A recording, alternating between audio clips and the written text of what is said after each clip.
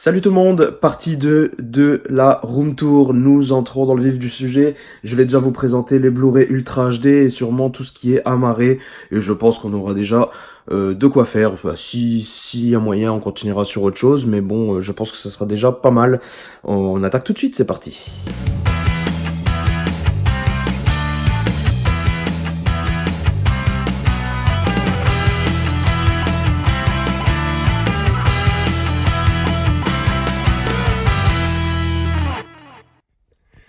Voilà, donc on va commencer comme ceci, de manière totalement classique. Je vais vous montrer de cette manière. Donc le premier 4K, il s'agit de Three Billboards, un film que je n'ai pas encore regardé, donc je ne suis pas sûr que le master soit en 4K, et je ne suis pas sûr de la qualité tout simplement, mais ce film est une pure merveille, alors il me le fallait dans le meilleur des conditions possibles. Le second, il s'agit de Je suis une légende. Contrairement à beaucoup d'avis que j'ai vus sur internet, il est très beau en 4K, même si je sais plus si le master est 4K, mais en tout cas il est très beau et ça aide beaucoup pour les les scènes très sombres de ce film. J'aime beaucoup ce film, donc je suis content de l'avoir en 4K. Ensuite, un film à qui la 4K a très bien servi, il s'agit d'Apollo 13 aussi, qui donne vraiment un petit coup de jeune à ce film. Bon, c'est un film qui a été tourné en 35 mm si je me souviens bien, donc le master est de qualité 4K. Aucun problème de ce côté-là, c'est pas un upscale, mais par contre, voilà, il y a toujours un grain présent, mais c'est normal, c'est la pellicule qui fait ça, mais le film est vraiment génial. Ensuite, Baby Driver, c'est un master 2K si je me souviens bien, mais pourtant il est quand même nettement, enfin pas nettement, mais il est quand même un peu plus beau en 4K, donc je suis content de l'avoir dans ce format. Ensuite, nous avons Batman, donc la trilogie de Nolan. Là, il n'y a rien à redire. Niveau qualité, c'est une tuerie comme tous les Nolan qui sont sortis en 4K. Nous les avons. Je les ai vus dès que je les ai achetés et ils sont vraiment extra, vraiment magnifiques. Et puis, oh là là, cette trilogie est vraiment grandiose. Ensuite, Blade Runner 2049, il n'y a pas à dire, c'est vraiment un must. En 4K, c'est vraiment magnifique. Master de malade, une image de folie dans ce film, donc c'était forcément obligatoire. Ensuite, Chappie, alors c'est un film qui a été masterisé en 4K si je me souviens bien. Je suis presque sûr, je pourrais l'affirmer.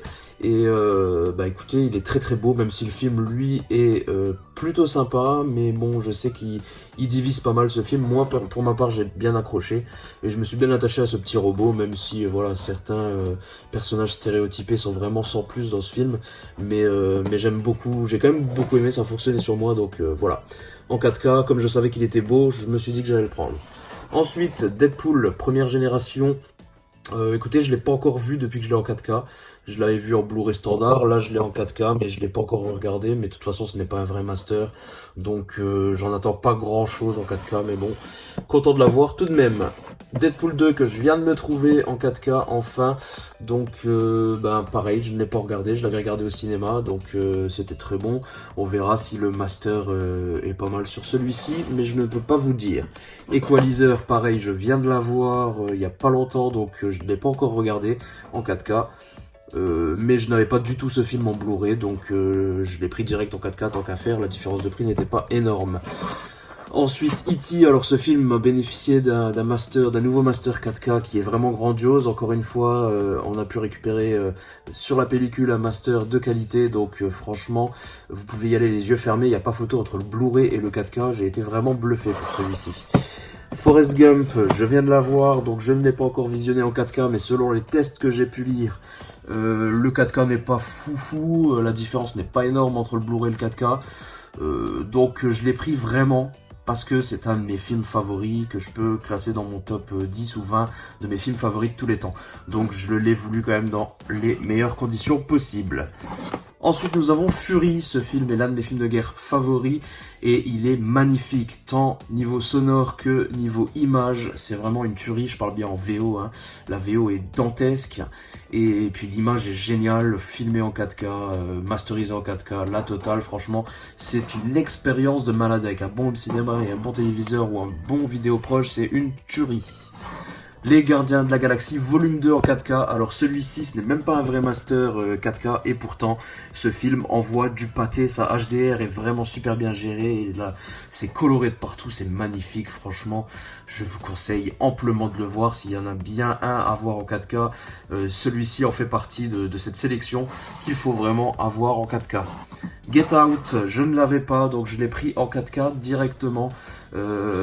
Très bizarre pour ce film parce que j'étais au départ assez sceptique. Je suis sorti du cinéma, j'étais un peu pas très convaincu. Et puis finalement, avec le recul, il me trottait dans la tête depuis 6 mois, donc c'est beau, c'est bon signe. J'avais envie de le revoir. Et écoutez, je l'ai re-regardé et la deuxième vision a été totalement différente et je l'ai beaucoup plus apprécié. Donc je l'ai acheté directement et en 4K tant qu'à faire, hein, vu que voilà. Ensuite, Ghost in the Shell, ça fait partie des films qu'avec du recul on se dit un peu est-ce que j'ai fait le bon choix? Parce que je l'ai vu au cinéma, j'ai plutôt bien accroché, mais pourtant depuis que je ne l'ai pas re-regardé. Est-ce que ça serait pas signe qu'il m'ait pas plu à ce point? Je sais pas, qu'il m'ait pas plu des masses, peut-être que je l'ai acheté trop vite et peut-être que je ne le regarderai pas de sitôt, on verra bien. La Grande Muraille souffre aussi de ce syndrome chez moi. Je l'ai acheté parce qu'il m'a bien plu, mais pourtant je ne suis pas motivé à le revoir de sitôt. Donc voilà, on verra. Peut-être que d'ici 2 ans ou quoi, j'aurai envie de le revoir. En tout cas en 4K, on verra, mais ça a l'air plutôt pas mal. Harry Potter, donc j'ai le premier et le second en 4K Ultra HD. J'avais acheté l'intégrale à prix coûtant parce que je suis un énorme pigeon. Non, je rigole. Non, mais voilà, je l'avais payé 150 € le plat tarif, un peu honnêtement, sur un coup de tête, un petit caprice. Je voulais les revoir dans les meilleures conditions, donc je l'ai pris l'intégrale quand il était à 150 €. Et quand je vois qu'il a été bradé à moitié prix il y a pas longtemps, j'étais un peu vert. Mais bon, finalement, j'ai gardé que les 2 premiers parce que je me suis refait la saga complète et il y a réellement les 2 premiers qui me plaisent énormément. Les autres, je m'en passe très bien. Donc voilà. Inception, on n'en parlera pas, c'est une tuerie comme tous les Nolan, le master est de folie, la réalisation est top, la bande sonore également. Rien à dire, pareil pour Interstellar, c'est mon film favori de toute façon.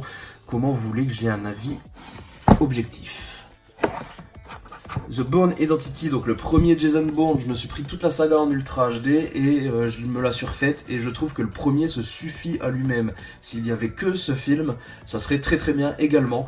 Donc voilà, j'ai pris celui-ci, tant qu'à faire en 4K, même s'ils sont pas dantesques, ici ils sont pas fantastiques, je les trouve quand même, je les ai trouvés quand même bons.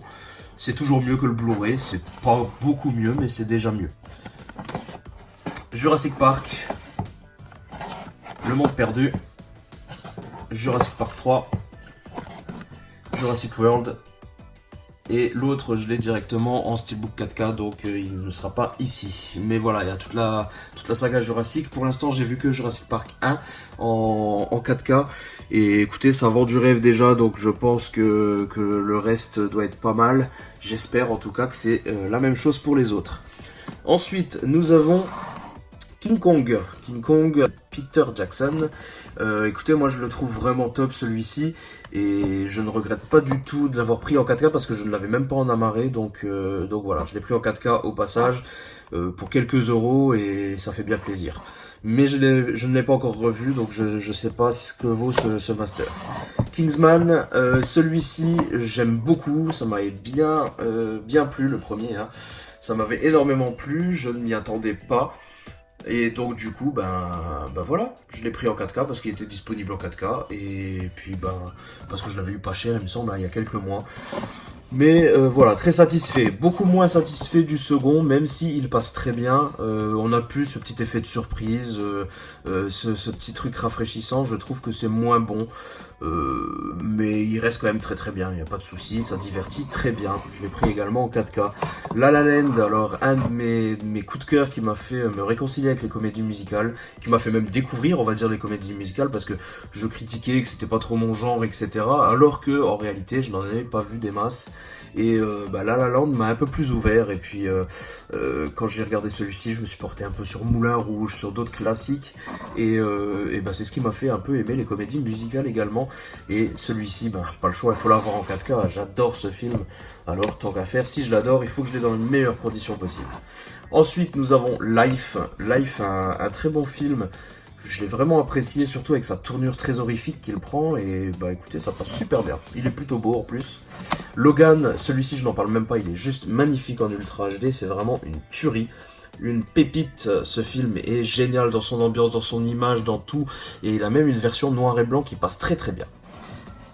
Ensuite, j'ai Léon, j'ai fait un apport des États-Unis parce qu'il est toujours pas sorti en France. Léon en 4K, il sortira en France, je vous rassure, en 2019 si je me souviens bien. Mais voilà, je l'ai regardé depuis et c'est toujours aussi bon, ça n'a pas vieilli, ça passe super bien. La qualité est là, même si on a l'impression des fois de regarder simplement un Blu-ray, mais c'est quand même très propre, c'est quand même très très bon. Encore une référence en termes de qualité, si vous voulez en mettre plein les yeux, en faisant une démo à quelqu'un, vous mettez Mad Max, ça marche très bien avec, il n'y a pas de souci, le Fury Road est vraiment magnifique. La trilogie Matrix que je viens de prendre, la voici, la voilà. Donc j'ai pu revoir simplement vite fait, je l'ai pas regardé en entier, j'ai juste zioté pour voir un peu ce que ça donnait le premier et ça avait l'air déjà très beau.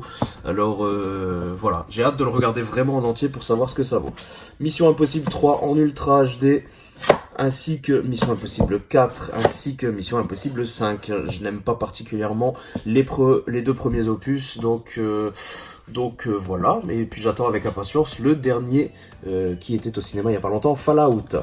Mother, le film tant controversé que beaucoup de personnes trouvent très très nul, moi je trouve que c'est un réel chef-d'œuvre.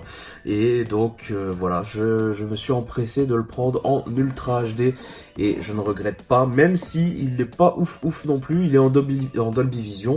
Belle colorimétrie, il n'y a pas de problème, mais je sais pas, il y a un grain qui m'a un peu dérangé dans ce film là. Mais bon. Oblivion, film, écoutez, avec un master 2K, mais qui est quand même très beau, et visuellement, qui envoie pas mal, très simple, scénaristiquement parlant, mais écoutez, c'est du film grand spectacle, et ça en met plein la vue, il n'y a pas de problème de ce côté.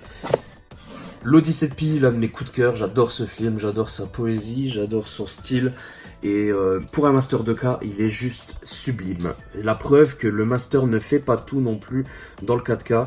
Là, niveau des couleurs, on a quelque chose d'exceptionnel, et même niveau définition, c'est très propre, très beau. Et c'est le premier 4K Master 2K qui m'a fait vraiment me dire... bon ok, le master ça fait pas tout, ok on le voit quand le master est 4K mais ça fait pas tout et on peut trouver de très bons masters 2K upscalés mais bien travaillés de manière très bien faite, ça peut rendre très très bien comme celui-ci. Et là on passe justement à Passenger qui lui a bénéficié d'un master 4K et d'un tournage 4K et qui a été vraiment magnifique. Ce film là il est bluffant, vous voyez même les légères imperfections de la peau de Jennifer Lawrence dans ce film, c'est ahurissant tellement c'est beau. C'est l'un de mes plus beaux 4K honnêtement. Ensuite nous avons La Planète des Singes, Les Origines. Cette trilogie je suis obligé de la voir, je l'adore, cette nouvelle trilogie. Elle est vraiment exceptionnelle, donc j'étais obligé de les avoir en 4K, même si ce ne sont pas des vrais Master 4K. Ils sont quand même très très beaux, il n'y a pas de problème. Donc la trilogie Planète des Singes, elle est là. Premier Contact, très très beau également en 4K, il n'y a pas de souci de ce côté. J'aime beaucoup. Le Prestige à Nolan, c'est beau, le son est génial, il n'y a rien à redire là-dessus. Red Sparrow que j'ai pris très récemment, qui m'a beaucoup plu, mais qui m'a aussi beaucoup dérangé. Mais ça passe très très bien, mais je l'ai pas encore regardé en 4K. Voilà. Ensuite, The Revenant. Alors celui-ci est l'un des Blu-ray Ultra HD de référence pour la qualité. Il est sublime, mais sublime de chez Sublime. Rien à redire là-dessus. Seul sur Mars, le voici, le voilà. Il est beau, il est tout neuf. Et écoutez, le film est très très bon, il n'y a pas de problème de ce côté, je suis passionné d'astronomie donc ça me plaît énormément, et il est plutôt beau. Ensuite nous avons Seven Sisters, ce film qui a aussi un petit peu divisé, mais que moi j'ai plutôt apprécié, et que j'ai trouvé très divertissant. Par contre je ne l'ai pas vu en 4K, je l'avais vu directement en Blu-ray, et c'était déjà beau, alors pourquoi pas en 4K. J'avais dû l'avoir en promo pour le prendre. Il faut sauver le soldat Ryan que je viens de prendre, et je ne regrette pas du tout, parce qu'il est juste magnifique, et la 4K apporte vraiment quelque chose de beau, et surtout la HDR en fait, la colorimétrie est bien calibrée et c'est encore plus beau que le Blu-ray qui qui était déjà très très beau. Donc voilà, mais le 4K est justifié, donc je n'avais pas le choix, je l'ai pris. Spider-Man, pour moi le premier, le meilleur, le voici, le voilà. La 4K est pas exceptionnelle sur celui-ci, honnêtement c'est l'un des seuls qui m'avait déçu. Ou franchement quand vous l'achetez vous vous dites est-ce que c'était pas pareil que le Blu-ray. Honnêtement c'est le seul qui me déçoit je crois dans tous ceux que j'ai. Split, très bon film de M. Night Shyamalan, je trouve ce film génial, donc je l'ai pris directement en 4K. En fait, les nouvelles sorties, s'ils sont dispo en 4K, tant qu'à faire, je les prends en 4K. Comme par exemple Sully. Sully, je l'ai pris en 4K, et lui d'ailleurs a été filmé en 4K et masterisé en 4K si je me souviens bien. Donc, ça doit être pas mal, même si initialement je l'avais vu en Blu-ray, donc je ne l'ai pas encore vu dans ce format. Ensuite, nous avons Terminator 2. Alors là, ce 4K est vraiment sublime, même s'il divise aussi, parce que certaines personnes trouvent qu'il est trop lisse, trop beau, trop parfait, et que ça enlève de l'âme du film. Non, moi je trouve pas, je trouve que c'est tellement beau et tellement bien fait. Je suis aux anges, je l'ai regardé, je me suis régalé. Ensuite, mince, nous en sommes là. Terminator Genesis, je crois que je l'ai pas vu en Ultra HD, je l'avais regardé sur le net pour me décider si je le prenais ou pas, et j'avais bien kiffé quand même. Enfin bien kiffé, c'est un grand mot, hein. On va pas le comparer au premier et au second Terminator, mais je l'avais bien aimé, je m'étais dit que j'allais le prendre et puis il était dispo en Ultra HD, alors pourquoi pas. Ensuite, Transformers, le premier, mon préféré, que je trouve très très bien, qui a un master de malade, par contre, il est super bien foutu. En Dolby Vision, vous allez en prendre plein les yeux quand vous allez le prendre, quand vous allez le regarder. Transformers, le 2, alors lui, les suites des Transformers, je suis pas spécialement fan. C'est plus pour le spectacle, parce qu'ils sont plus beaux que le premier. Mais après niveau histoire, non, il y a que le 1 où j'accroche réellement bien. Alors j'avoue que j'ai pris celui-ci et le 3, c'était plus pour du spectacle. Quand vous avez envie d'en prendre plein les yeux, vous regardez ça. Et puis à mon avis, vous devez être content. Même si honnêtement, je n'ai pas encore regardé ces deux-là. J'ai regardé le premier en 4K, c'est tout. Voilà, écoutez, on est déjà à un bon petit moment, la vidéo dure assez longtemps, donc on va s'arrêter ici, on aura présenté finalement que les 4K, mais on va enchaîner sur les Blu-ray amarrés, standard, je vous présente ça dans la prochaine vidéo. Abonnez-vous, comme ça vous la louperez pas, on se retrouve très bientôt, portez-vous bien, ciao tout le monde.